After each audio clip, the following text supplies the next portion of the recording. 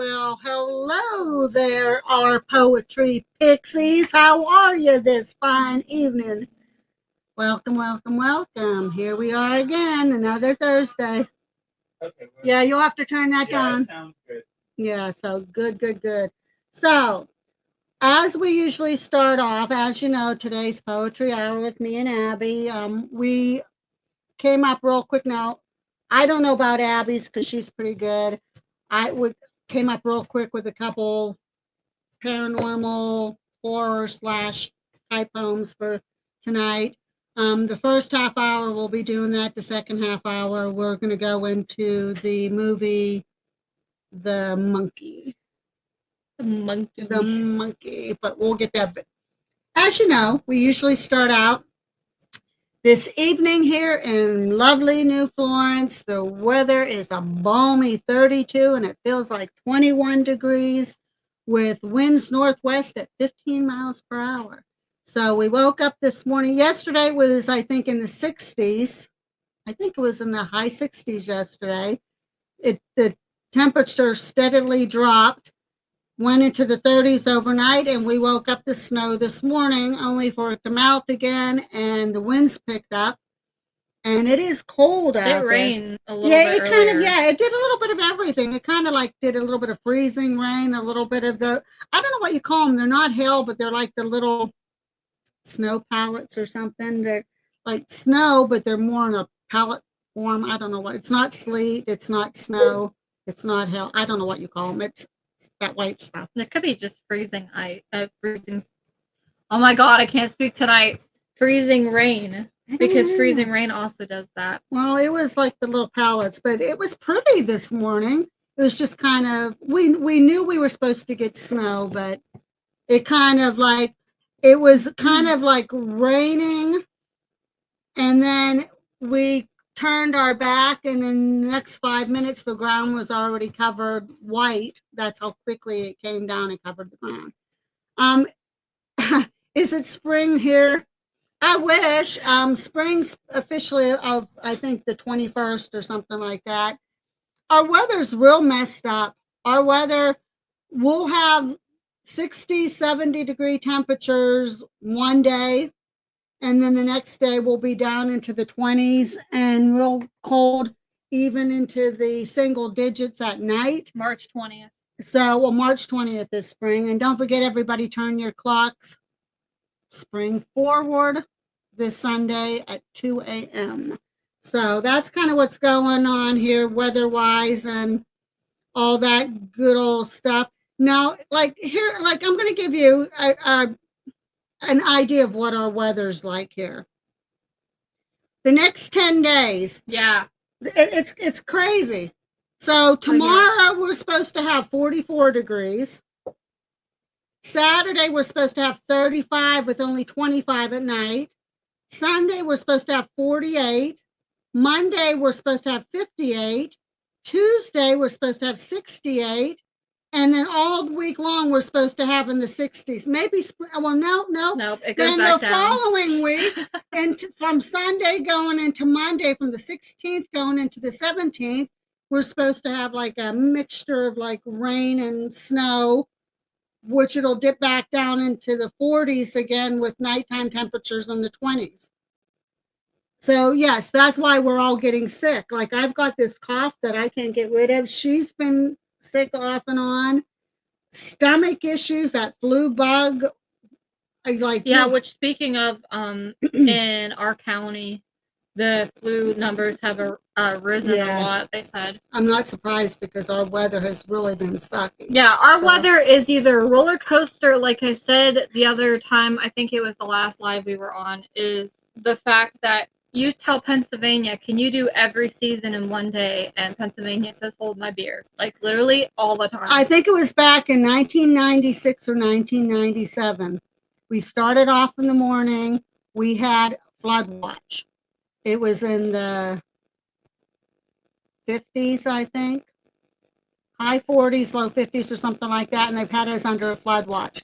We had torrential rains to the point people were calling up the fire departments and had to pump out their basements.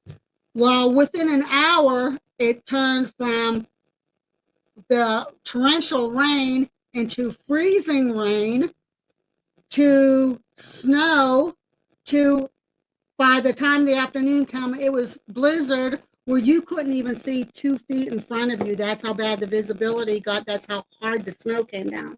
That was within, I'm going to say, a span of 6 to 8 hours. We had all of that in one day. It was unreal. So people that were getting their basements pumped out from it being flooded were calling because it was starting to freeze over in their basement. That's how quickly everything was happening. It was insane. And that was the year we had record breaking snowfalls. It was like every week we had 2, 3, 4 foot snowfalls, and they were like blizzards. That wasn't just little, okay, hello snow. It was like, okay, we're here snow. So, but it was the good heavy snow though too, where you could do the snowballs and the really nice big snowmen and everything. So that's the weird thing about this winter. I noticed is it wasn't really packing snow. mm-hmm. It was more powdered snow. Yeah, it was. It was. I think there was only one. Well, did we even have a? I think there was one snowfall so far this year where it was the nice packing. But it's snow. so funny because even though we didn't have packing snow, I couldn't tell you how many times I go down to our neighbor's house and they have a little snowman up there. How they did it, I don't know. Yeah, so it was crazy, but so as I said, I am a big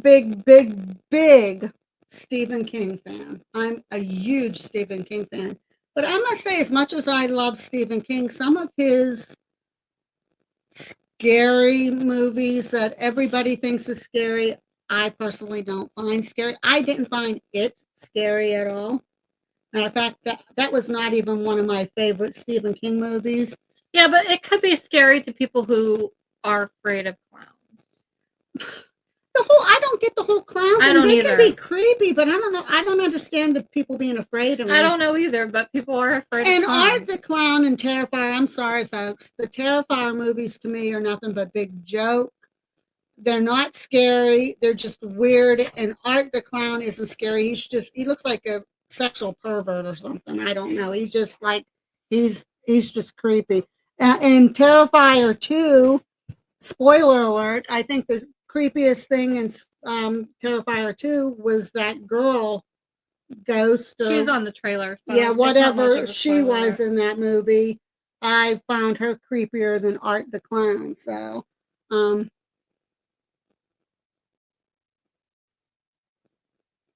his more to formula. Okay, I don't know if I've read any of his really newer books. I bet you I have 60 Stephen King books. I mean, I have a collection of his books like you wouldn't believe, but I like his movies like Pet Sematary, and one of his best movies I thought was The Mist. That movie was really, the ending was spot on. That ending is incredible. I don't know. I'm just gonna put this down just a smidge. One of the worst movies I think he made, to be honest with you, was the movie called The Dreamcatcher. I thought that movie was just awful. But well, and was it Bag of Bones? It wasn't terrible, but it wasn't the greatest one either. I don't remember Bag of Bones that well. But I guess he's supposed to be making a movie, or there's a series coming out, I think on Netflix, that's going to be based after his book, The Talisman. So I don't know. I have to look into that. But getting back to Stephen King, the second half of this, we're going to get into the movie The Monkey. We did just go see it. I don't know about anybody. If anybody comes on, it's going to be a couple spoiler alerts. We went into the movie thinking that because even how they had the write up, like scariest movie out this year, and it will send chills up and down your spine. Knock the socks off. Yeah, like it was kind of advertising it that way, but it was kind of a comedic horror. It was kind of a slasher. Yeah, it was a slasher slash comedic horror. It wasn't a horrible movie by far, but it wasn't what we expected. But not to get into that, that's the second half, so we'll save that for No, that. the Terrifier was the terrible one.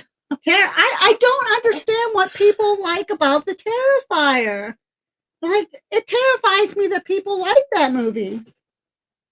I don't find anything at all. But and they say gross that you're going to need a vomit bag in this. Where, unless you think melted candle wax, it looks real. Yeah, Because the scenes really in there, it looked like melted candle wax. especially this the second one. Mm-hmm. The second one in the store. Yep, that was bad. It was horrible.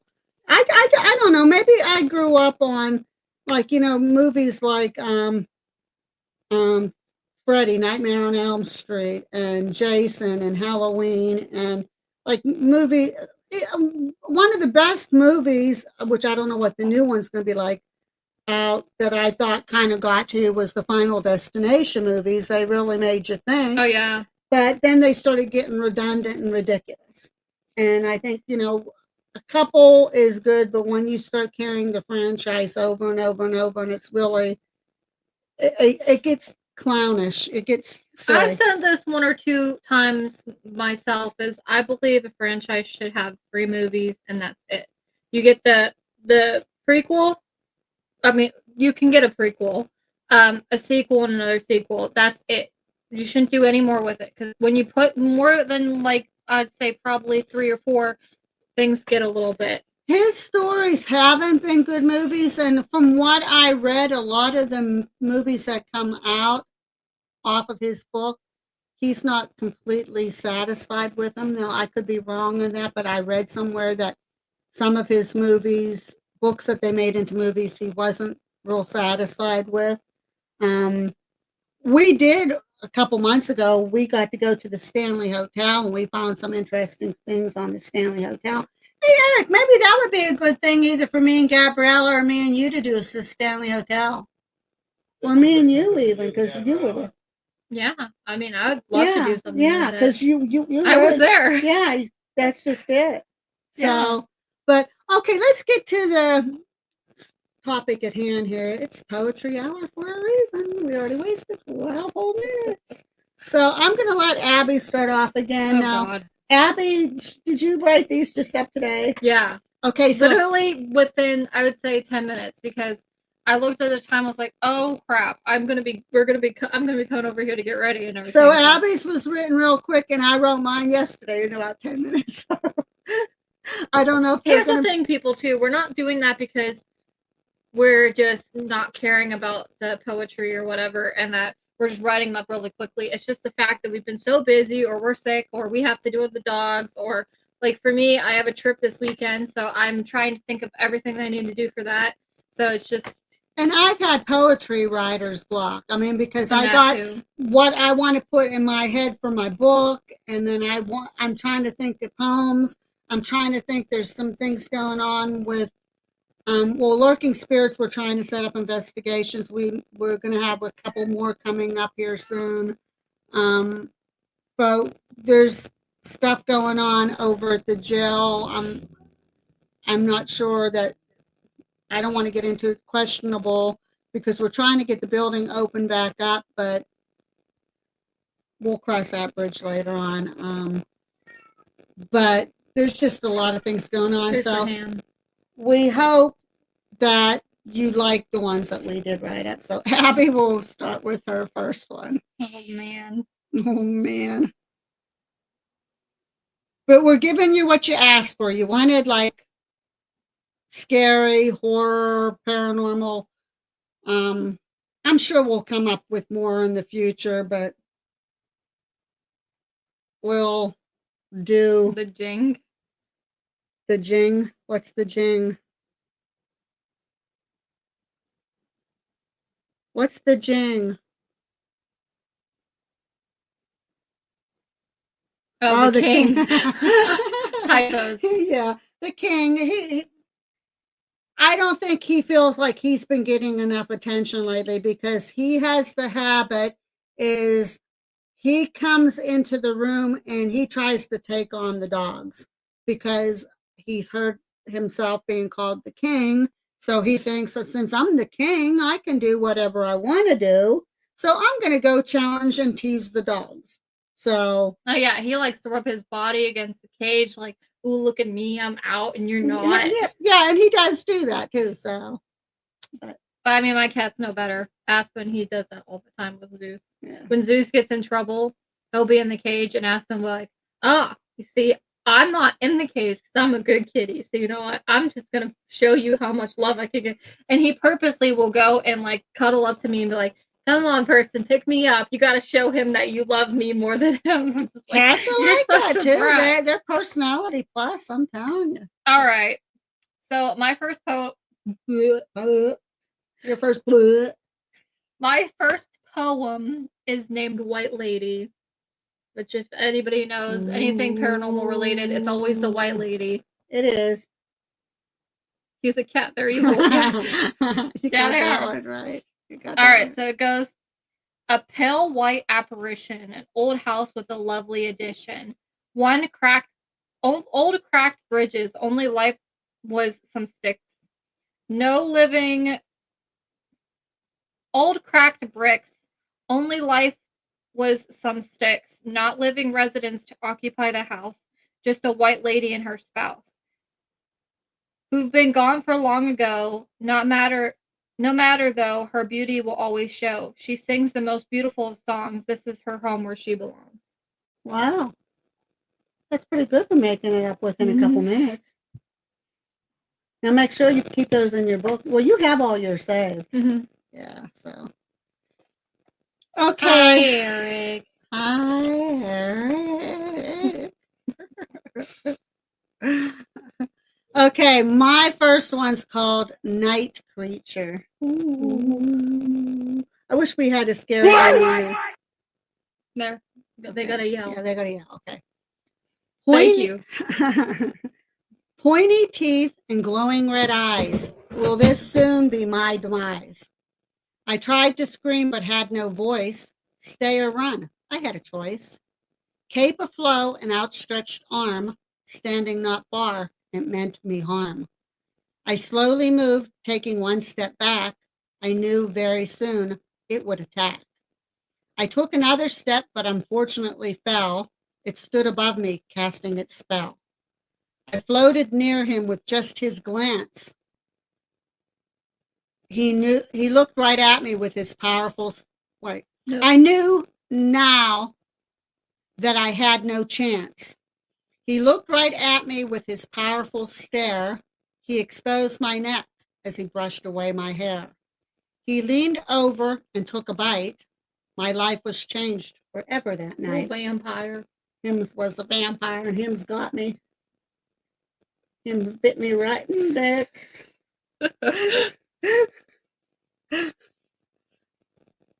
That was like a 5-minute, so don't expect much from that. It was so good. It was good. It was good. You get a cheer. Woo, woo. You should have got a cheer for yours too. Here's a cheer for Abby's. For 5 minutes. Yay! This was an interesting poem.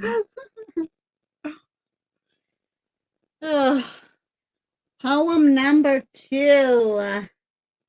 For me number and 2. For you. 2 and 2. This one's called Lonely Shed, which I'm pretty sure I spelled lonely wrong. You did. Yeah, I'm sure. I thought I did. It says, creaky old wooden floors, squeaky loud heavy old wooden doors, hinges not used, floor just looking at it, age abused, spiders crawling in and out of the window from the nearby meadow, little specks of light not covered by the boards, an old shed for ladies and their lords. Time stopped on this day, however, that doesn't stop the children who want to play. Are they ghost children? Mm-hmm. Ooh. Ooh. I wish we did have, there's laughter on there. I wish we had, yeah, they didn't put scary things on there. The yell works. Okay. we kind of write similar stuff like about houses and sheds, and I wanted to Well, do when one. you think creepy, you think shed, or you think old abandoned castle, or you think the white lady, you know? I wanted to do a white lady and I wanted to do a castle, but I couldn't think of anything. And then I had one the other night that I started and I completely erased it, and it was about a werewolf. But I'm there, no, I'm not happy with it. I'm not happy with these either, but there's something. So it's okay. This one's called Haunted House. The decrepit house up in on the hill always gave us quite a chill. Urban legends and ghostly tales soon arise about the strange events after sunrise. The house stood empty for several years. Its eeriness brought out everyone's fears. Let its history be correctly known. Its story will clearly send chills to your bone. A horrible murder happened there as the story was told, so gruesome and terrifying as the details unfold. An entire family's bodies were found. The murderer lurked somewhere around. As years went by and the killer was found, the victim's spirits haunt the ground. Their souls are bound there forever, it seems, until their revenge can be redeemed. Enter with caution if you dare. You'll be in for an incredible scare. I thought that one really sucked, but I couldn't think of anything. It's kind of hard to get something that's real creepy. I liked it. I liked yours better. Mine was, Yours gave me creeps. it was creepy. I wanted to, yeah, it didn't go in the direction that I wanted See, it to go. they like it. Well, you can tell I messed up too, because in those two there where I have found, around, found, and ground, I wanted to have something in between there, and I went blank. My mind went blank. So I'm there like, okay. So I'm going to find that one to end this part of it. Right before Halloween and going into the holidays over at the jail. And we were trying to think of what kind of events that we wanted to have, and especially the Halloween event, we wasn't sure what direction. We didn't want to turn it into a haunted house because then it takes away from the essence of the building itself, but we wanted to have some kind of event, which we did. We only held it for one day, and he had scary things all through there and gave treats out to the kids. Yeah, I got to scare people. I kind of, well, I will talk to you later about that because you weren't here when I discussed it earlier. No. But I wanted to do something which I thought he would like, and we could do it when people were coming in for whatever the event was. But since we didn't have the event like we originally were planning,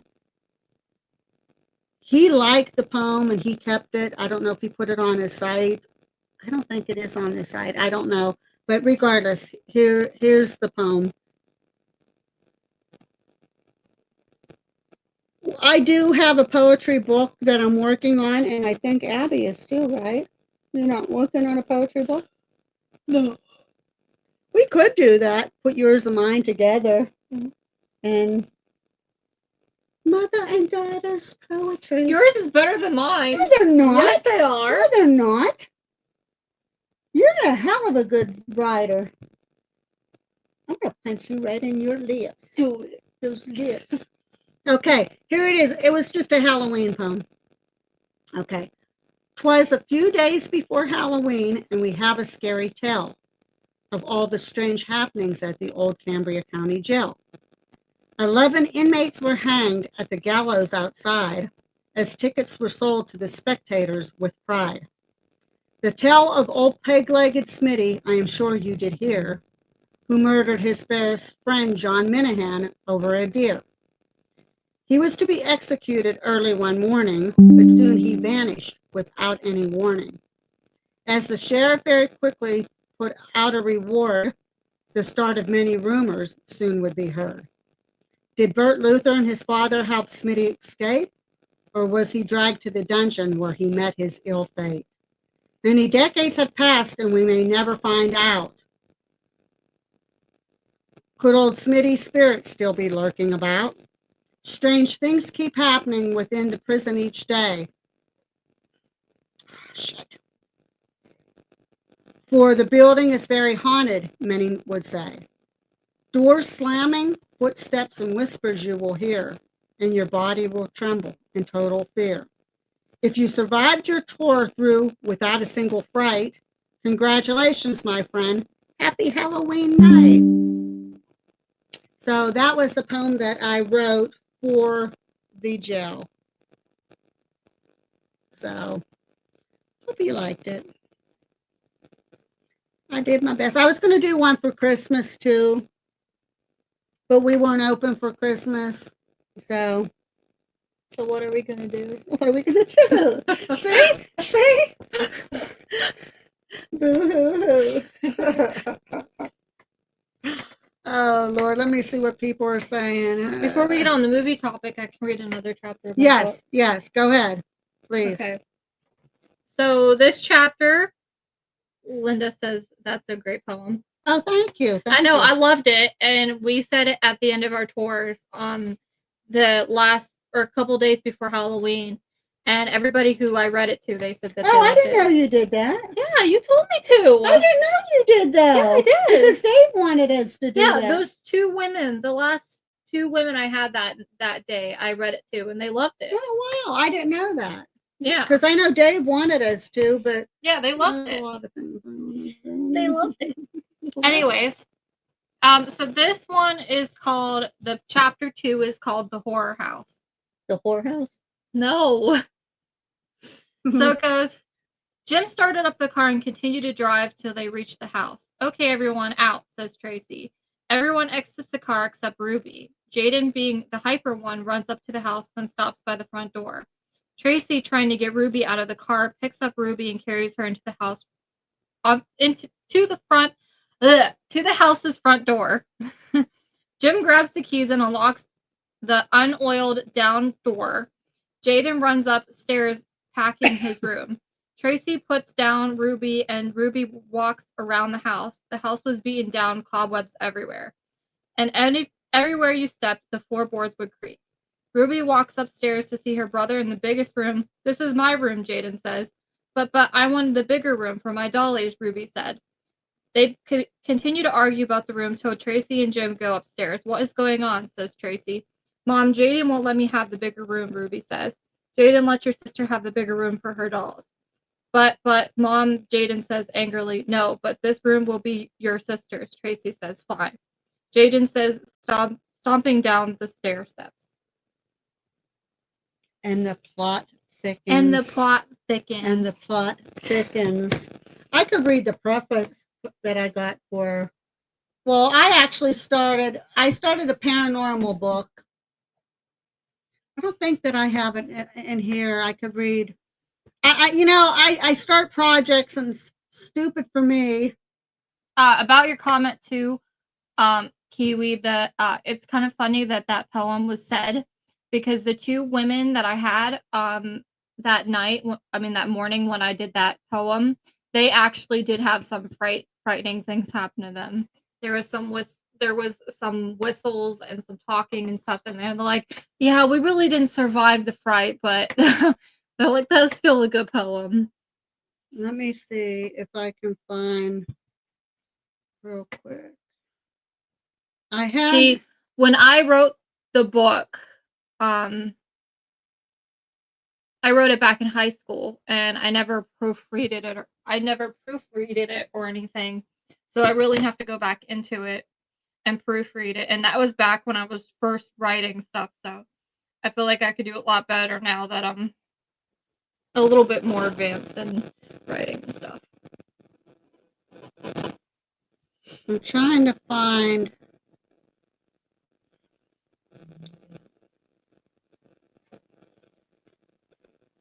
Just so you know, it's our halfway minute. Yeah, well, I don't think we're going to go into really, really, really big. Yeah, because we don't want to say the whole movie. Yeah, that's just it. We don't want to.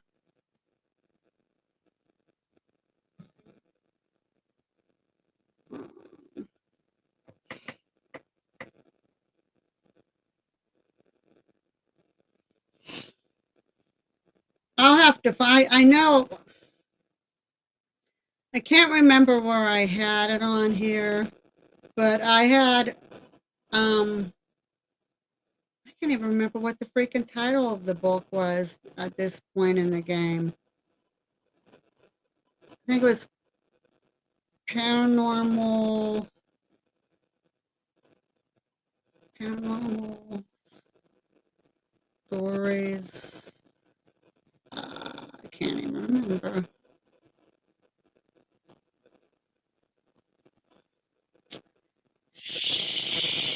You got it. Let me do it this way. Poetry.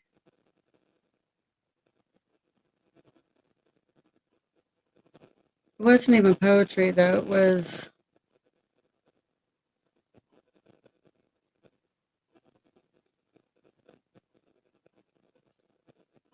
Okay, let me see. It might be on this one. 4 attachments.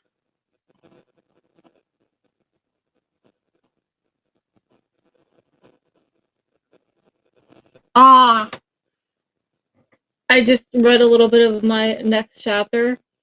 It's when shit starts getting really good. When shit starts happening. Let's just say when the shit hit the fan. This was my Love's Embrace. I know I have it on my computer. I'll have to, what I can do is, it should have been on this one here, and I can't.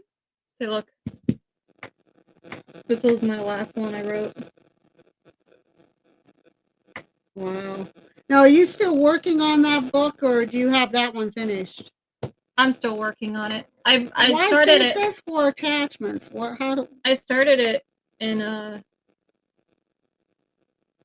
high school and I never finished it. How do I open it? It says 4 attachments. How do I?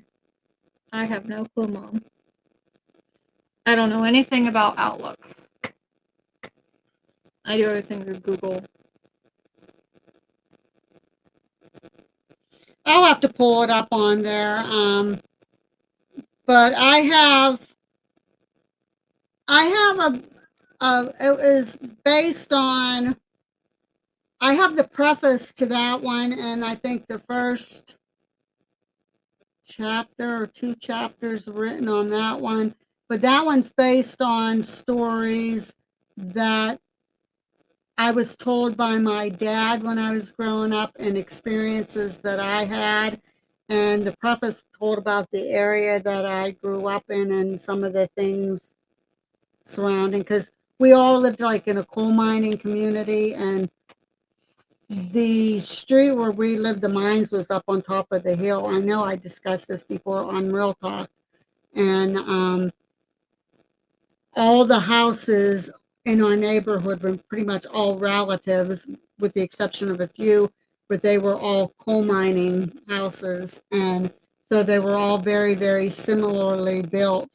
And there was just a lot of stuff. So I started that book. It was on going to be paranormal, the supernatural, and urban legends. I think something like that. It was the title, something like that. But that's just it. I have that one that I'm working on. I'm working on the one for the jail. I'm trying to think of poems. I have some craft projects that I'm working on. There's just so many things going on at one time that it's just kind of hard to keep up on everything. So, but do you want to go into the topic, Abby, or do you go ahead and start? And we're going to discuss the monkey, which the weekend that Tom and I went out just to have a day out for ourselves, we went out for dinner. We went through the mall. We had a real nice, relaxing day. We were going to catch a movie, but we decided not to.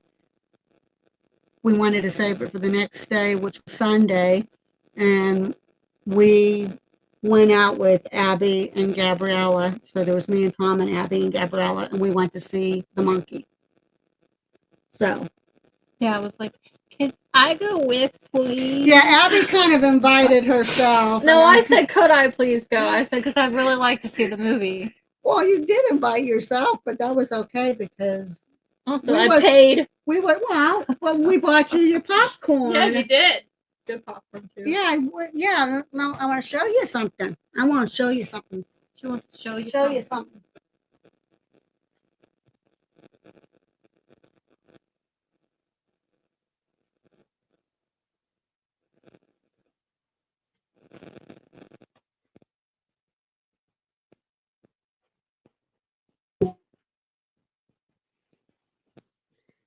So we go in. Look, that's creepy. Yeah, it is creepy. We go in, we get our tickets and everything, and I told Abby, and I asked them if did they want us to, because she said since she kind of invited herself, she says I'll pay them their wall. That's not the big deal, but if you pay, then let us buy you popcorn or your drinks. She said okay. So she got, and we saw these behind the counter. Big, they're metal tins. We saw that up in the back. And I asked the lady, so we ordered our popcorn, and I said, keep it in the middle with that face. Yeah, so they're like, how much is that tin up there? And she said $11, which I didn't think bad. I thought it was just the bucket. So we had already ordered popcorn. We both ordered a small. It was a small, right?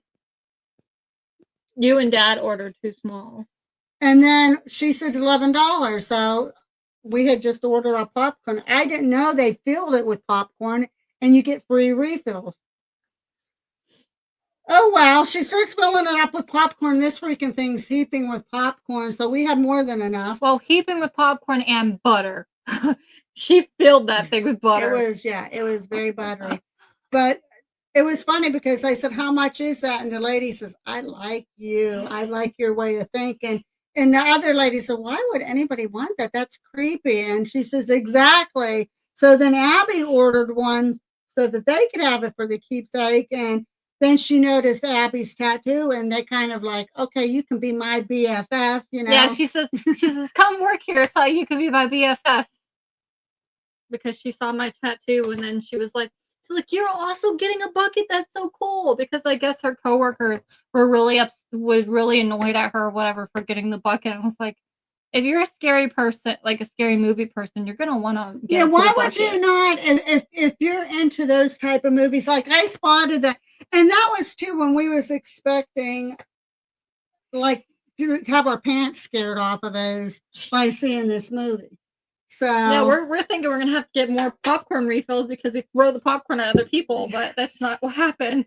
Yeah. But I mean, I'm real pleased with this.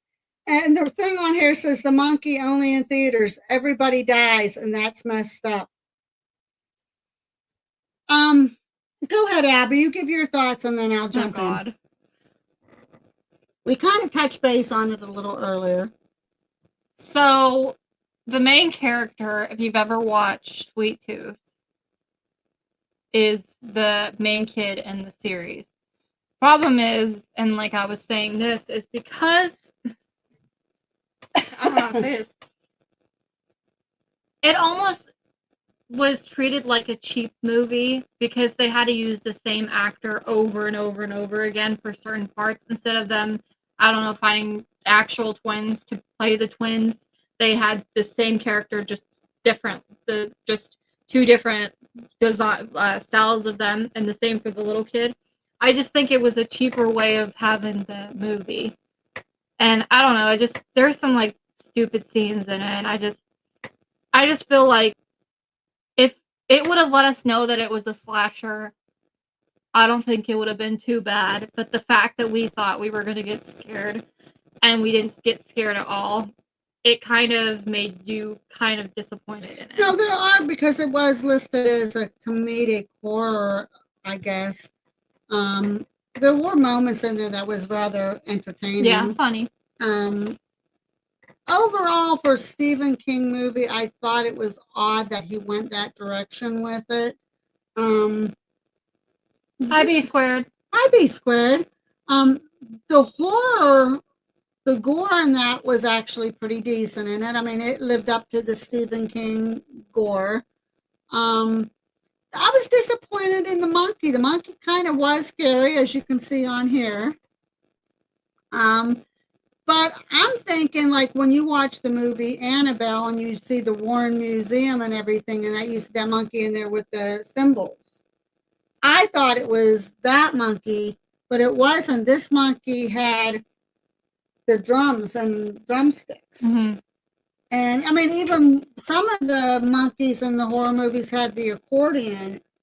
And like, it just, the monkey was creepy, but they didn't really. In a typical Stephen King gore movie, they show pretty much. In this particular Stephen King gore movie, the murder / kill scenes was real quick and done and over with, and like some of it was left up, like exactly how did this happen, like it left up to your imagination. I'll tell you though, the pool scene was pretty cool. Oh yeah, that was pretty cool. I mean, there was good scenes in it and everything, but I think if we would have known to begin with that it was like a comedic slasher type movie, we would have enjoyed it more. But it was, even the advertisements for it made out like the scariest movie of the year. Yeah, they even had people like when the first Annabelle movie came out or whatever, where people were screaming in a movie theater. That's like, it's not scary whatsoever. No. Like I said, there were some good scenes in it, but it wasn't. I don't know. It was kind of except the dream scene. That was lame. Well, there was scenes, and there was more than one scene in there that was very lame, and I think that's where the disappointment was. Yeah. Like, even the way the movie starts off, and then it goes right into the movie itself, you really can't tie in the beginning real well with the plot of the movie. They set it up like there will be either a sequel or prequel. They're going to need it, especially I think a prequel. Yeah, that's another thing. The storyline was all messed up. Like, yeah. I'm not going to say what happens because I don't want to spoil it in case somebody wants to watch it. But the very beginning, there's a completely different person. It was inconsistent. There was a completely different person at the very beginning of the movie. Now, most movies, when they say they have like a person at the very beginning of the movie, they usually go like, and this was me until this happened or something like that. So you kind of are excited to see how the storyline goes. But instead of doing that, they completely go to the two twins, young kids, and having a voiceover of the one kid talking in the background when everything was going wrong. And I'm just like, well, what happened to the guy at the very beginning? Because they didn't say anything. It was very inconsistent, Linda, and I think that's what the biggest gripe was. There was too many things about that movie that left you throughout with a big question mark. Mm-hmm. Like, wait a minute, how does this tie in with this? Like, I'm not understanding where this comes into play, and this is not making any sense. And to find out that at the end they did set it up, there will be another monkey movie. I can almost guarantee it. But will it be a sequel or will it be a prequel? I kind of hope for a prequel just so we can get some explain answers. How this monkey came about, because you don't know how this monkey really came about. There's no storyline explaining how he became this evil toy. Yeah, it's not really a spoiler. The monkey was found in a closet. That's it. Like, that's all it says, is the monkey was found in the closet. Well, how did the monkey come about? Yeah. You know?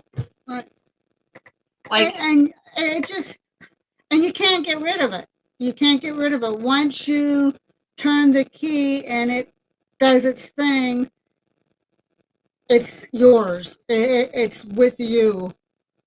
And you have, without giving a spoiler, you have to watch the movie to find out where that storyline goes, what direction. So it's kind of like it just, for a Stephen King movie, I don't think it went in the direction of a good classic Stephen King movie. I think No. it was just all over the place, and there was nothing scary about it. The gore in it was semi decent, but it happened so fast, and you didn't know exactly how did this happen? How was the monkey tied in with this? And The writers are like, look, it just happened. Okay, just go with yeah, it. that's kind of basically Yeah. what it was. We really didn't get a storyline Yeah. whatsoever. I mean, like I said, there was a voiceover of the oldest kid that was playing the main character, the twin of the main character, which ended up being the same person. I know, very confusing. But he was talking in the background, and so you thought when he's talking in the background, oh, he's going to tell us a storyline so we can kind of get what's going on. He didn't say crap. He just said that everybody dies. Now, I will say this. I will, when the movie comes out, I won't pay to see it again, but when the movie comes out, like on Netflix or Hulu or Fandango or whatever the case may be, I will watch it again, only because this time I can go in, watch it, knowing, okay, this is a comedic slasher type movie, and maybe I can pick up some stuff that I might have missed the first time I saw it, and maybe be able to give a better judgment on it or better review. Yeah, if you guys ever watched A Christmas Story, you know how Ralphie talks in the background, like kind of saying how the storyline's going to be and how his dad was and his mom was and stuff like that. Well, the main character, he talks in the background, but it's like he forgets that he's supposed to talk about the storyline. It just kind of goes from there. It's just, yeah, they don't, it's supposed to be, I guess, a haunted monkey, but be Or square. cursed. But you don't know. Is it cursed? Is it Yeah, haunted? we don't know. They really, like, they showed a guy at the beginning that he brought this monkey in, right? Yeah, he brought in it a pawn shop. to a pawn shop, and next thing you know, it did its thing, and then they went to where the twins and their mother was, to the more modern, the Yeah. current time. It was weird. It kind of like I didn't like how much it jumped around too. like there was no explanation. Was there a curse put on the monkey? Was the monkey haunted? What's the storyline? It's almost like they got the movie and they fast forwarded it to all the parts that really didn't mean anything, and just kind of put them in there. And it was like, okay, here's your movie. Like, they didn't have it slowed down where you're like, okay, I'm understanding what's going on here.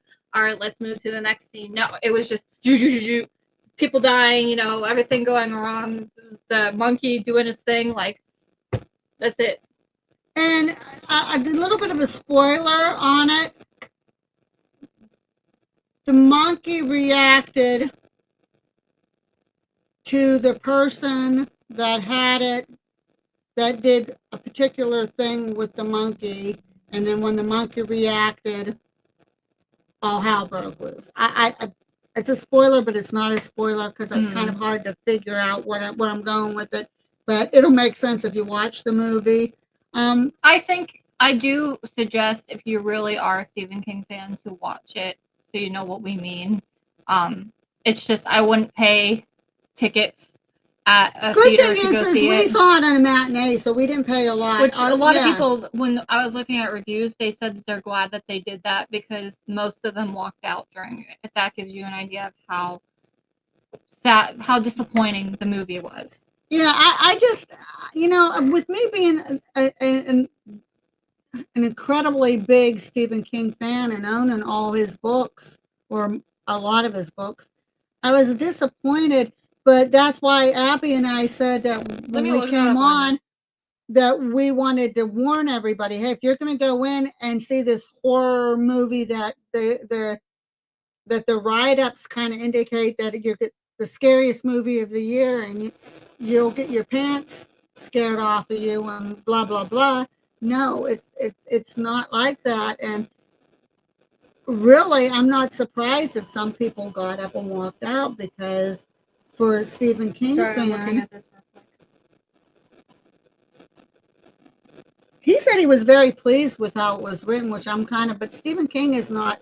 He's getting older, and I don't know what some of his newer work is like, but his movies always was fascinating. So the movie and the book are very much alike, but the book was meant to be a short story, so it was meant to have jokes and stuff in it, which I've never. So it actually is pretty much based on the book. And it says a seemingly cursed monkey, what I just saw there. So I guess, yeah, I saw it up on there. So I think it's up. Yeah, because it is I saw it on there, seemingly cursed monkey.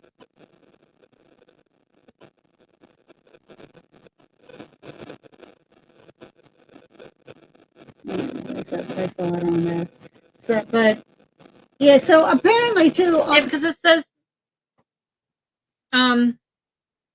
Stephen King's original, both narratively, the film blends horror with comedy, with some of the goriest, grisliest scenes played for laughs, while the short story features the kind of menacing horror King's work is known for. I mean, it did live up to some of his. You know how Stephen King when he has murders in his movies, they're pretty graphic. So like the murders were graphic, but they were so quick and they were over and done with.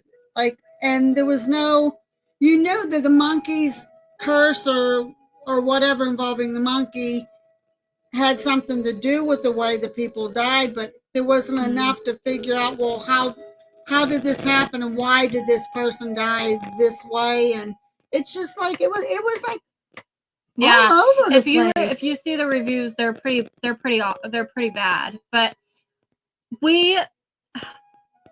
I don't like to go by reviews. That's the reason why, even though we looked at the reviews, we're like, reviews aren't always right, because they said that, what was that movie? Was it Annabelle? Annabelle or one of them did get real bad. One of the scary movies. Yeah, they had a really bad review thing. People were saying that they were walking out and everything like that. We're like, okay, we're going to go watch it and see if it's really that bad. And they weren't that bad. Well, let's go in the opposite direction. The Terrifier movies. They all had great reviews. Some people, I was terrified. I was scared. The gore is incredible. I needed a vomit bag. No, where? So that's what we don't go. And I'm going to be honest with you guys on here. Anybody, especially me and Eric, I think we're the worst. If you want a movie review. Look what B Squared just said. It really has. Yeah. Actually, it's kind of funny. I was editing our video for tomorrow, and I have never had so many technical issues in my life. Like, I couldn't scroll. I couldn't copy and paste anything. When I tried to minimize something, it was not working. I tried dragging it and putting on things, and it was giving me issues. You know what? We forgot to put that on. Oh, when you do it tonight, see if maybe, you won't be able to. Put a notation on there, too, that we had a still camera set up in the upstairs, and we lost all that footage. It got corrupted somehow. Yeah. There was only one little tiny clip on it that didn't corrupt, and it was down in the kids' playroom where absolutely nothing happened. So all of that which footage, is interesting, because where it got corrupt, which is not a spoiler or anything, where it got corrupt, if you watch the very first time we were at the Johnson house, it was right where that cat ball got moved on its own. Yeah. Now we literally don't have any footage of that part at all. It was almost like maybe whatever was there didn't want us to catch anything moving, which you'll see on the video. And a spoiler alert for that. Our video, the good thing about the video that's coming out tomorrow, or anybody that watched the first couple parts, you'll see that if you ever thought about how honest we are when we do our investigation, this video will kind of prove that we put out what we get. That's all further, and you'll know what I'm saying when you see it. So we hope to get more exciting places. We do know that this place wasn't as exciting as other ones that we've been on, but we're hoping to get some more exciting places to investigate. Which is soon. weird because the first time we was there was a lot of stuff going on.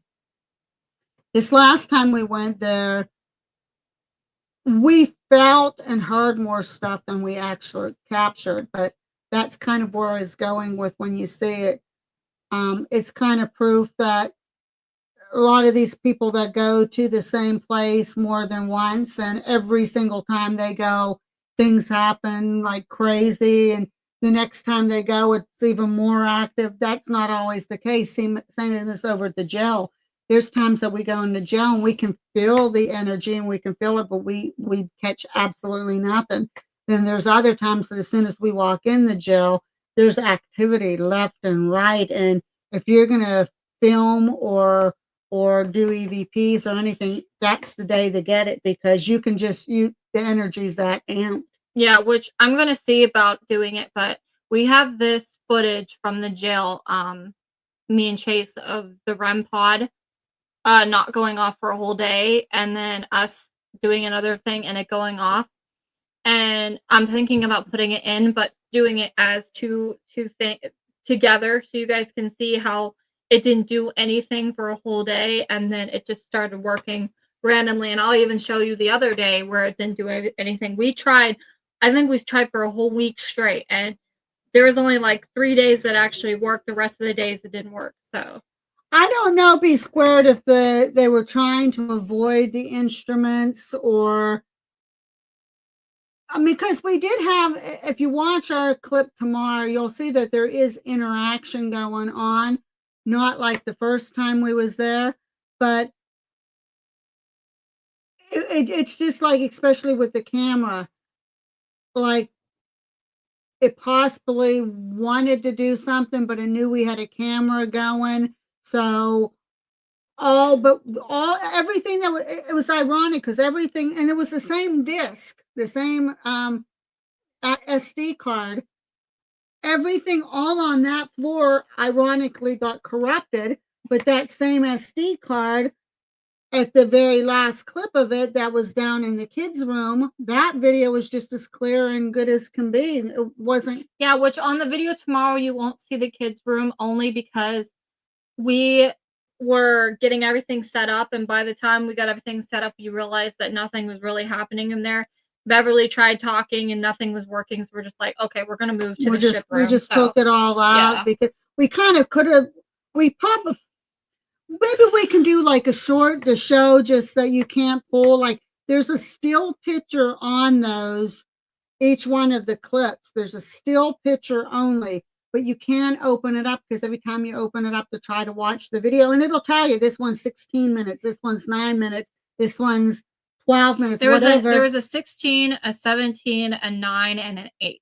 And you can see the still clip on each one of them, but they won't open up. And no matter what we do, we cannot get them to open up, except for on that same disc, that same SD card at the very end on a different floor in the kids' Well, don't room. forget, it's not just the very end one either. It was the very beginning one when me and Eric were upstairs when I was just trying to get that's what I'm saying, on the floor, that same floor. So if it was the camera itself, then it would be all the footage. But it was only on that 4 floor. videos that were on that floor. And as soon as we had the same SD card in, and we used the same camera and went down to the kids' room, and ironically, that part of the video was okay, but you only can see a still clip on everything that was on that floor. Yeah. And that's the same area where she says in the video that she had seen an apparition walking from the attic down and followed her into the one room that used to be her office. Yeah. So we were hoping. I think I saw something that night. We didn't catch anything, but right where she was talking about, I kept on watching because it looked, you could see like a mist, and I kept on watching it because it kept on looking like it was coming closer, then it would back up, like it was pacing, and it didn't look. At times it looked like it was going to form into something, but nothing ever came out of it. So I kind of threw it out, debunked it, that it was probably just my eyes playing tricks on me and the night light and and the camera, the way it was focusing, whatever the case may be. It sucks because when you're a paranormal investigator, you really want to get as much evidence as you can. But just like us, spirits are like, hey, I don't want to do it this day. It's like, okay, well, I mean, because you're if you have somebody asking you, hey, can you do this? Can you do that? Can you do this? Can you do that? Continuously, guess what? You're not going to want to do it. I think that's the same thing with these spirits, is they're just like, hey, I get you're asking me questions, but I'm just not with it today. I don't want to answer these questions. Which, I mean, is fine, but it really sucks for a paranormal investigator because we can't have footage to show anybody. So Yeah, and it's weird because too, we have a camera set up in this room now, a Ring camera, and I was watching it live. I put live on the other night, and I got some weird orbs in here in this room, and some weird flashing lights, like me and Gabriella. Have you seen the flashing lights at all yet in this room? what, the fairy lights? Yeah. Your dad has seen them. So I see them over at our apartment. Yeah, so we've seen some of that's actually on the live that clip that I have. Then there's a weird, like, it almost, there's periods where there's nothing. It's nice and crystal clear for half an hour or so. But then there's, next thing you know, nobody's walking in the room or anything, and people will say it's dust, but it's just all over the place, and big glowing floating orbs going all over, and those flickering flashing lights.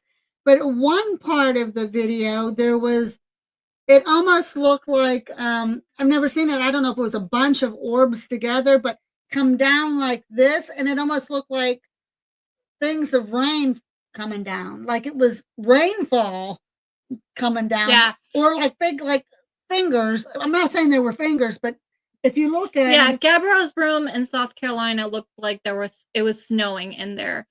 This video footage, it literally looks like it's raining because there's reflection off the little orb things, but they're like teardrops. Yeah, and it's coming down like I don't know, so fast or whatever, and you see streaks. Yeah, it's strange. It's like streaks, and it's just weird. Then all of a sudden, if you look at the next 15 minutes or so, or the next live clip, it's as crystal clear as can be, and you might see maybe one orb every 5 to 10 minutes, or nothing. Like, it just, there's something weird going on in this dining room, and we've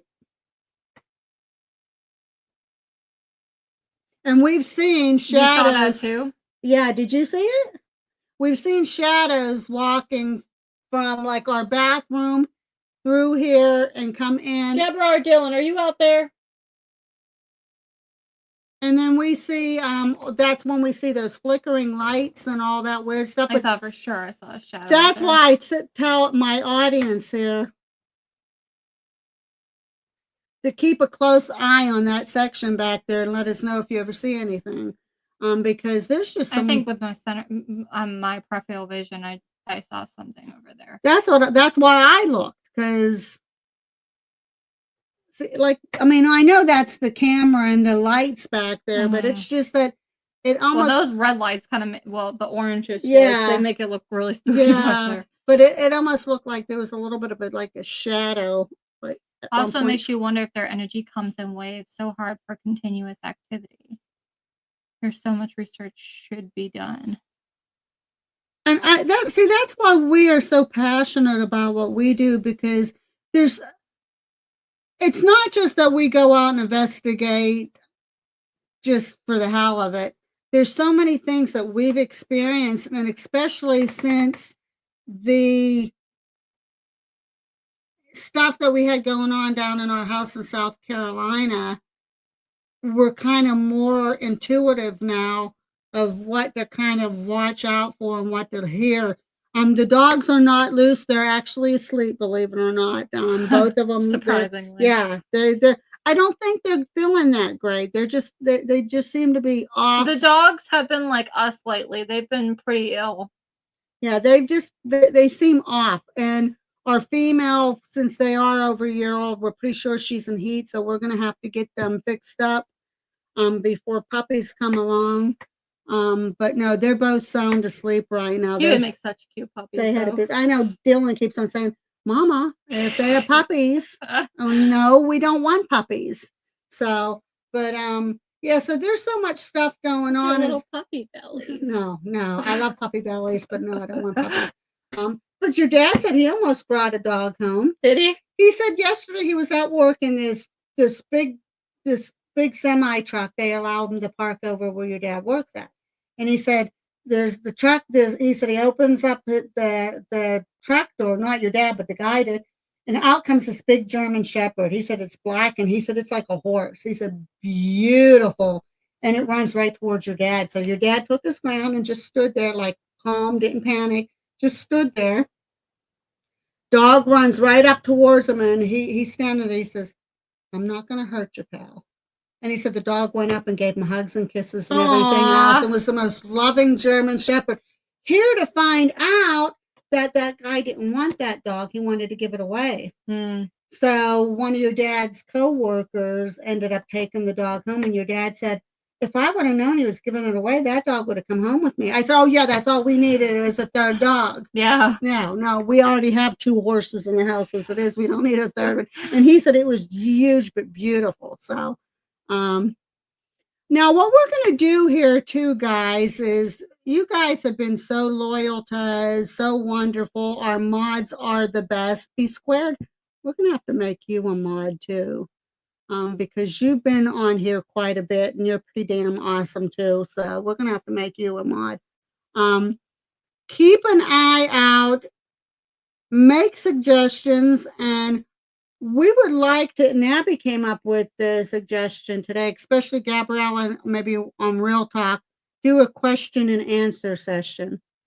Send us your questions either on our Facebook pages, and me and Gabriella will like ask us, how did you get started with what you're doing? What you guys could like try sour candy or something while you're doing the Q&A. Yeah, we can do something like that while we're answering your questions. We've seen some other influencers and content creators and that doing that, and so we figured, well, Abby came up with it. That's a damn good idea. So kind of start sending questions to the Other Side Facebook page, Real Talk Facebook page, even Lurking Spirits. I think we should do a live Lurking Spirits. They're coming up soon too. We want to have Paranormal Theory on as our guest here very soon, since everything got all patched up, and that they are actually pretty awesome guys. So we would like to talk to them on one of our future shows. But just to kind of, we really need to get people to the jail and get that vamped up, because I'm pretty sure I've had Vegemite before. We're pretty sure that was in that one cookie the other night. I'm pretty sure I've had Vegemite before, because when I was in culinary, my chef had me try a whole bunch of different things. We had these like foreign fruits and stuff, and he also had us try like these spreads on bread and stuff, and I'm pretty sure we tried Vegemite, and it tasted like dirt. Taste, test, question, answer. Yeah, exactly. So we could do, or you could even do baby food. Yeah, we can do the baby food question and answer. Or, like I told Gabriella, we can go in the grocery store sometime and get a bunch of canned stuff that like. Or you know what you could do? They have the foreign section at Walmart, and it has a whole bunch of different like snacks and stuff that I've never tried. And that would be a good idea too. Yeah, we can try do anything different like that. Snacks and stuff that are foreign. Yep, get some stuff like that. Now, the one thing I can't, even food, tapoki or whatever however you call it. I think you would like it. Tapoki, something like that. Yeah. It's rice. It's rice cakes. Oh, okay. Well, I know I can't, guys. If you want us to do like hot, I can't do that. It would kill me now. Well, oh yeah, I'll contact Stevie. That's the same as if she ever wants us on her show. I would be honored to be on her show. I know you watch and you moderate for her, Kiwi. So Linda, she likes Vegemite. yeah, Linda likes Vegemite. She said she likes. Didn't you say you liked it on toast or something like that, Linda? I've had it on toast and it's not very good. I think she said she likes it on toast, if I'm not mistaken. But she said I don't. went to culinary school from 2016 to 2019. It was a high school credit that I needed, and I almost got. Actually, I did have a certification for it, but it expired like a year after I graduated, so I don't have it anymore.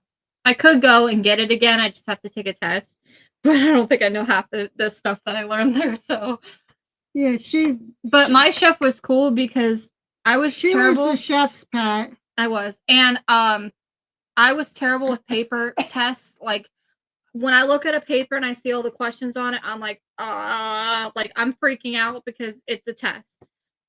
But because he knew that I was terrible at paper tests, he tests me. He says, I'm gonna give you a paper test and then we're gonna do hands-on test. If you pass the hands-on test, guess what? The paper test gets shredded up and I'll grade you through your hands-on test. So he did the paper one. I didn't do very good on the paper one. I think I got like a 50% or something like that. But the hands-on test, I got 100%. It was hollandaise. What's it called? Eggs Benedict. It was eggs Benedict that I had to make. And I had to make hollandaise sauce from the very beginning. I had to make the biscuits from the very beginning. And I had to learn how to poach eggs from the beginning. But I did all of that. And he said, you know what? You nailed it. Guess what? That's your grade. But a lot of people are like that. A lot of people are not good on written tests. But if they have to do an oral test, they're really good on and that's the thing. If you can do it with your hands, then you should be able to pass. Yeah. It's just just looking at the paper and you're like, oh my god, all these words, all these numbers. There's no way. That's why a lot of companies now, they like a lot of them will say that they want you to have a bachelor's degree or this or that. A lot of them now, yeah, that is a requirement, so they say. But if you can go on and you can show them hands on that you can do this or that, a lot of them are willing. Well, to give you that Chase's job, chance. He's a certified welder. When he graduated, he lost the certification like a year after he graduated, like mine did, because he didn't pursue it any faster. And because he didn't do that, they were like, you have to go back to school, you have to get the certification. He says, just let me show you, let me prove to you that I can do it. And they said, okay, we'll give you a hands-on test. If you can pass these wilds, guess what? You got the job. And he was able to pass. See, and that's it. A lot of companies will be willing to do that. Practical application is different from book learning. Yes, absolutely. That's what I wish schools would do. Like if you don't have, like, instead of doing paper thing, have the kid go up to the whiteboard and do a problem on there. At least they're doing it with their hands, so they know what they're doing. If you see a piece of paper and you see all these questions, you're gonna decide that you want to just guess because you're like, man, this is frustrating.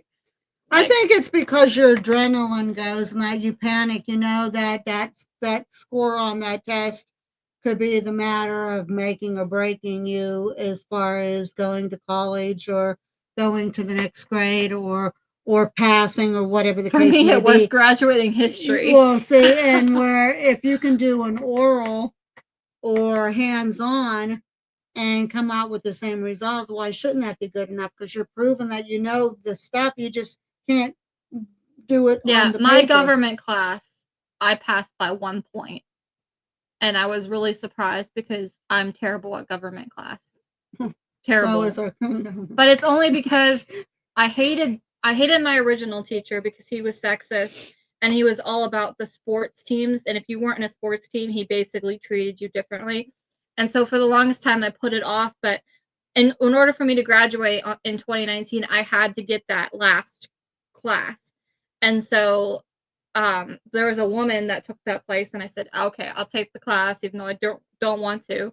And I took the class, and I was able to graduate with just by 1 point.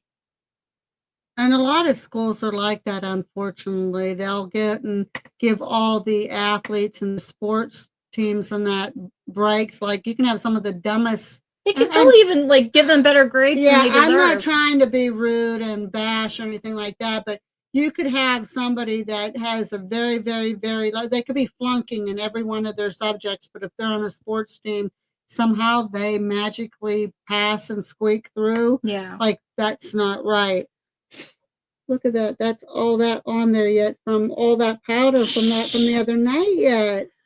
I didn't realize it was on there. It would have been wiped off. Oh man, it was already 9:16. Goodness gracious. Yeah.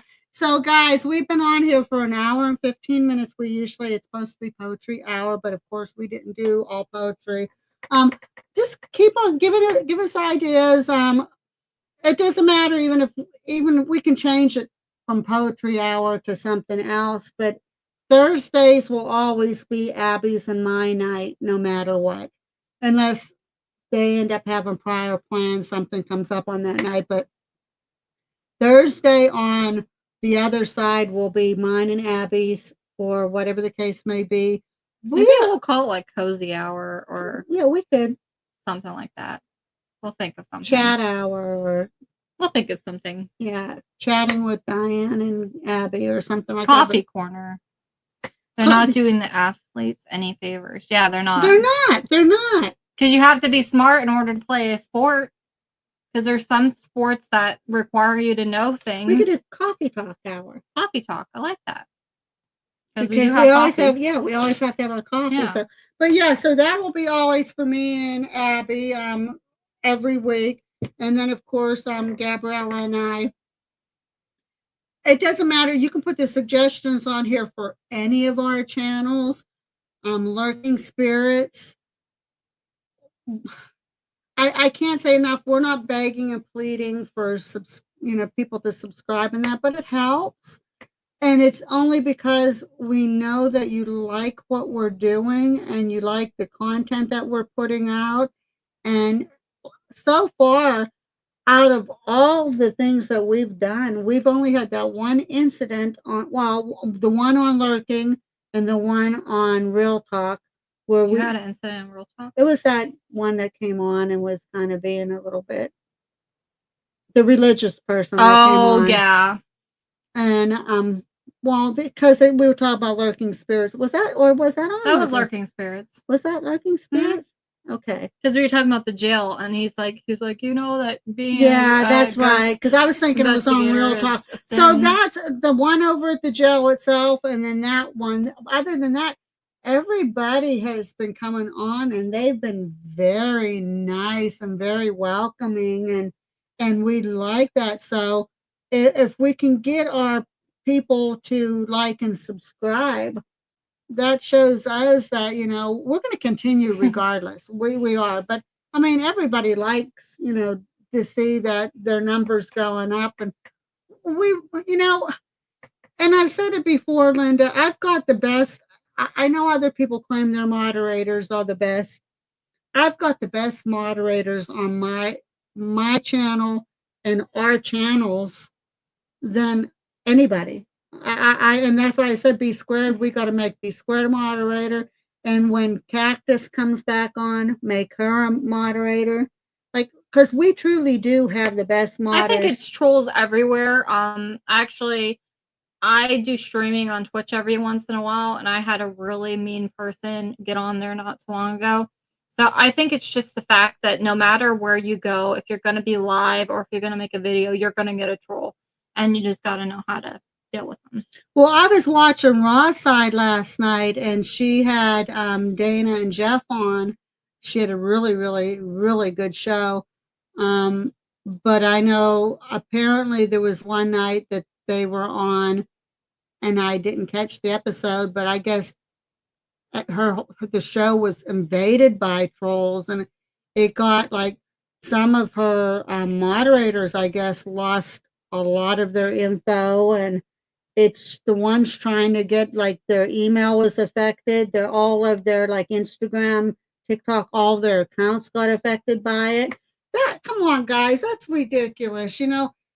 If you're going to go and view people's channels and that, for one thing, the drama needs to stop on all of it. Enough with the drama. I know Gabrielle and I covered Cody and Satori way back on Real Talk when we first started. Um, you know, it's because that was a real hot subject that time with the Conjuring House and that, and we didn't do it to bash, but just people needed to be made aware of a lot of it. In this day and age, we just need to have a lot of love. Yeah, there's just too much A ugliness lot of going on, kindness. and it's like people are invading people's channels purposely to cause problems and to troll. And even if you don't like a subject that somebody's talking about, then it's like I tell people, like on Facebook, if they don't like my Facebook post, there's a little thing called the scroll button. Scroll down, just ignore it. You don't need to make a comment, just ignore it. Because I will be honest with you, there's going to be topics that we're going to, like Gabriella and I, we talked about it a little bit one time before, and we may end up talking about it in the future. And Abby feels the same way. We may bring up the whole Casey Anthony um, thing. A lot of people have very strong opinions about her, and there's things that people need to watch really, really closely. And one of them was um, the polygraph test that her mother and father did. Watch it very closely because even the mother makes a comment that is pretty disturbing regarding the father. And there's just things that I think people just really are missing. I don't want to get too Yeah, before that documentary came out, I thought she was guilty. Because I mean, without a shadow of a doubt. everything that was happening, it just made you think that she was guilty, and everyone said it. So with all the views of everyone saying she did it, then oh my god, well there has to be some truth there. But after after watching the documentary, I can say I'm going to say 99% sure that she is not guilty. You have to watch. Just don't watch the trial and don't watch her behavior. Yeah, everybody's saying, well, she partied, her kid's missing, and she partied, and this and that. People react different ways over different situations. Her father told her when he brought her now it's her story, but he supposedly brought her in his arms when he found her in the pool, supposedly. And so she says she's freaking out and panicking, and he says, "Don't worry, I'll take care of it. She's going to be okay." So he had her believing that because he had resuscitated either her or something like that one time before. And keep in mind, guys, he is a police officer. If anybody can set up a crime and get away with it, he is very well respected in the public eye. His family was very well respected. His daughter comes home, tells them she's pregnant. She doesn't disclose who the father is, and then somewhere down the line, she says it was like a rape that she ended up getting pregnant from. And what would an unwed mother in a well-known, well-established family, what would that do to their reputation to have an unwed daughter that's pregnant? Yeah, because they were a high-end family. And his reputation meant everything. Mm-hmm. But there's things that you can't just watch the trial. You have to watch. She admitted that she lied about a lot of stuff because that's how she was taught from her father. She admitted that, hey, it was stupid of me to go out partying, and that she didn't report her daughter missing. Yeah, she trusted her dad. She admitted all that because she said her dad told her everything was all right. That don't worry, everything's going to be all right. Yeah, she was found in the daughter's trunk. Well, that doesn't mean the father didn't put it there. Like I don't. Well, if you're a former detective, too, I mean, I hate to say it, but police are corrupt. Not all police, but police are corrupt. And if you know how to cover up a murder and get away with it, you're going to do it if you're a former detective. And some of the things he says, you have to it's hard to watch very closely. Watch clips of him at the funeral and when they had like a little service after the funeral. Watch that very, very, very, very closely, and also watch the polygraph um show where the mother and the father both took the polygraph. Also watch Casey's reactions to everything. And watch the reporter's reaction to not the mother, well, to the mother's reaction to the father's polygraph test. Like just kind of keep an open mind, because I'm not saying that she didn't kill her little girl, but I'm saying after watching all of these, there's more of a chance of the dad. I'm saying, to me, I'm thinking she might have eventually known that he did something. I think in her gut, in her heart. Well, she already said that. But that it's more, he did it. He It's covered too up, and late, he threw his almost. daughter. He threw his own daughter under the bus and made her pay the price for something he done. And there's a lot of, there's too many things that tie into that. Hey, like, so, but regardless, this is almost an hour and a half.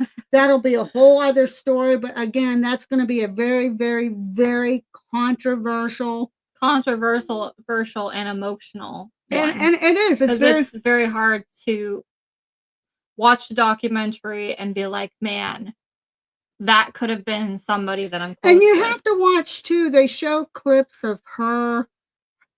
They show clips of her friends and her, and some of her friends. The one friend literally stopped talking to her when they found out that she killed her little girl.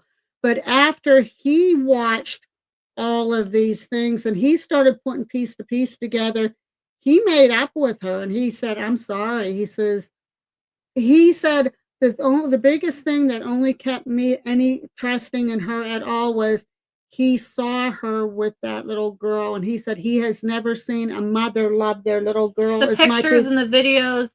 Oh my god, they're so adorable. They are just like, she just, that was like, that little girl was the apple of her eye. Mhm. Like I don't know, and I get emotional even thinking about it.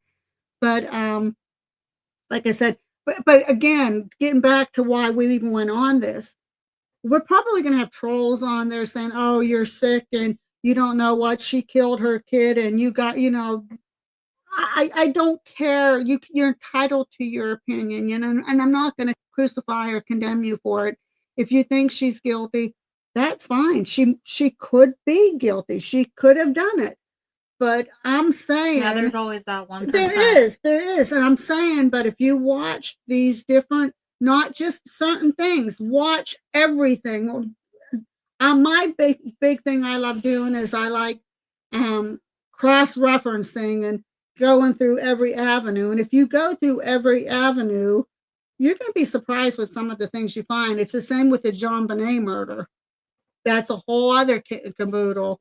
If you look at certain things, there was evidence coming out that's kind of tying in with the letter that was written on the John Bonet murder, the ransom note, which pretty much matched up purposely and specifically with Patsy Ramsey's handwriting. And it had something to do with the letter A all throughout the letters. Do you know about it? I'll tell you about it. But that's for future shows, guys. But just like I said, if we do. It's kind of like the Karen Reed trial. Yeah, and that's just it. Just keep an open mind and just check into every avenues.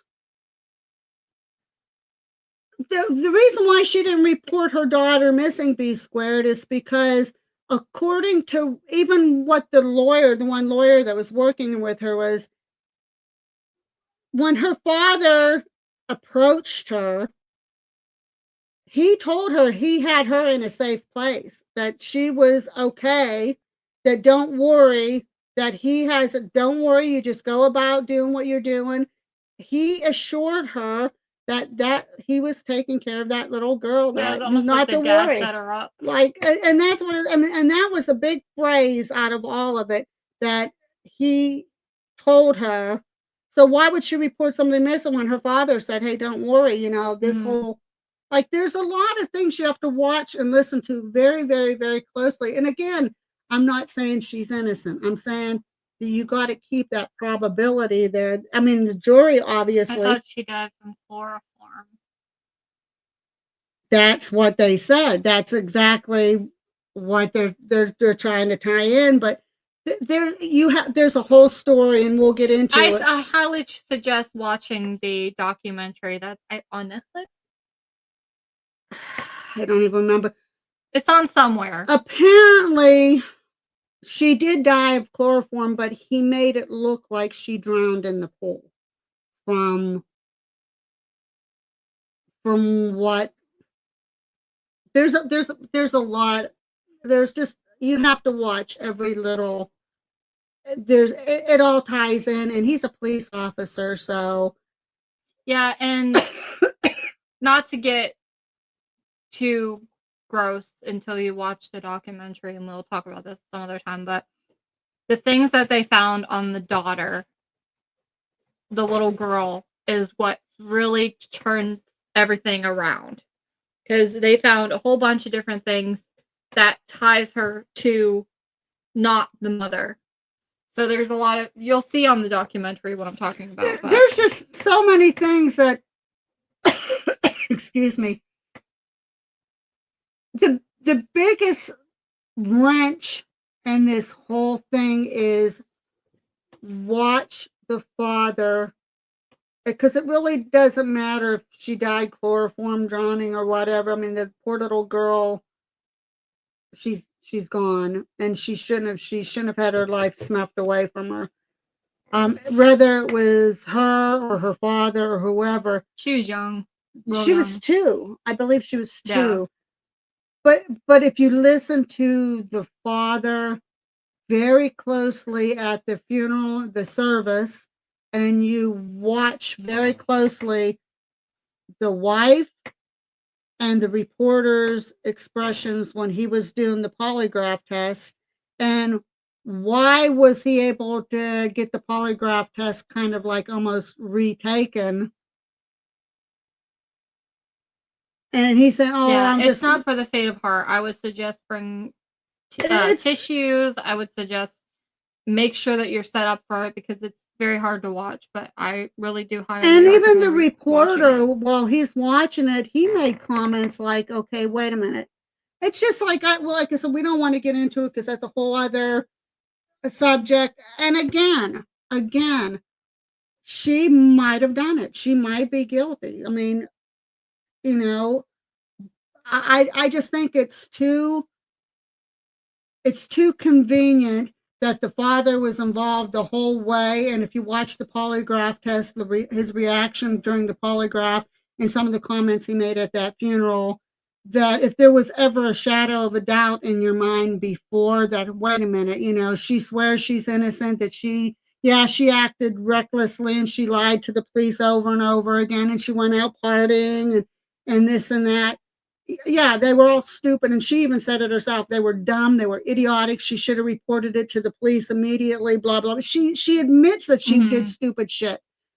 But she says she wishes that she could have taken it back. She said she learned a lot of that behavior from her father. And if you watch her father at those 2 incidences, watch him very closely.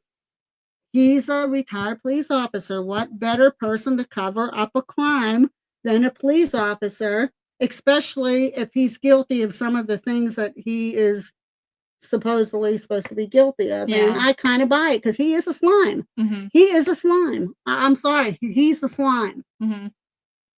And that's just the vibes I pick up from him. So whatever. But well, even if by chance he didn't do it, there's other crimes that he committed that he should be guilty for, but he never was charged for. But they deny that too, though. So yeah, he denies it. I mean, the whole thing boils down to his reputation in the community. No, he wasn't ever charged. He was never charged, but there was things like checks and stuff and that he had wrote that among the family, and that was very questionable. And then she ended up writing checks. which she admitted to, because she said she learned all this behavior from her father. Like Mhm. there's watch it. Just like if you get a chance, just watch, keep an open mind. Don't automatically, because most of the people that's watching these automatically, they have her guilty 100%. So did we. Mhm. So did we. I said, what a slimy piece of shit bitch she is. You know, how could you do that? And I hated even looking at her. But then I started watching the lawyers and the clips of her father and some of the other evidence coming Especially in, the and clips of her father. some Oh of the my things god. that It's so he was said, and disgusting. some of the things that the lawyer said was never brought out in trial, and Yeah. just there was so much stuff that, you know, you have to look at Big that whole ones. picture. But regardless, it's been an hour and 30 minutes. We are going to call it a night. That's one. If you want us to talk about that, again, the only reason why we brought it up is, please, it's our opinion.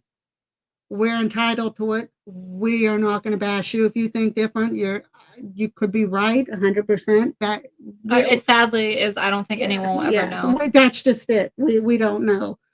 And well, unless the father comes out and says okay, but he has a reputation to keep. That's so stop it. Um, but with that being said, before I get too emotional and charged up, we're gonna call it a night. You guys have been fantastic. Be squared. Remind us when we come on again to make sure that we make you a mod. Eric's fantastic. Linda, you know you're awesome. We want to make cactus. We did miss a couple people here tonight, but we love all of you guys. And with that being said, we will catch you the next time on the other side. And there you go. We will see you again. We'll see you And guys. it was this little It's thing. this thing. This little hearts, those ones. We see ya. Bye.